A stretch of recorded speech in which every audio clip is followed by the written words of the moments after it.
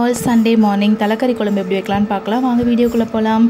தலைக்கறியை வந்து நல்லா ஒரு 3-4 டைம் மஞ்சத்தூள் போட்டு நல்லா வாஷ் பண்ணி எடுத்து வச்சிடணும். அதுக்கப்புறம் அடுப்பில் ஒரு குக்கர் வச்சு ஆயில் ஊற்றி பட்டை லவங்கம் போட்டு நல்லா வணக்கி விட்டுட்டு 10 சின்ன வெங்காயத்தை முழுசாக அப்படியே போட்டுட்டு அதுக்கப்புறமேட்டு நல்லா வந்து ஒரு கொஞ்சம் கருவேப்பிலை தலை, 2 ஸ்பூன் இஞ்சி பூண்டு பேஸ்ட், அதுக்கப்புறம் கட் பண்ணி வச்சுருக்க 2 தக்காளியை போட்டு நல்லா வணக்கி விட்டுக்கணும். வாஷ் பண்ணி வச்சுருக்க தலையை நம்ம அதில் ஆட் பண்ணிவிட்டு 2 ஸ்பூன் மிளகாய்த்தூள், 1/2 ஸ்பூன் மஞ்சத்தூள், அதுக்கப்புறம் தேவையான கல்லுப்பு போட்டு நல்லா பரட்டி விட்டுட்டு கொஞ்சம் தண்ணி ஊற்றி அது ஒரு பக்கம் வேகட்டும்.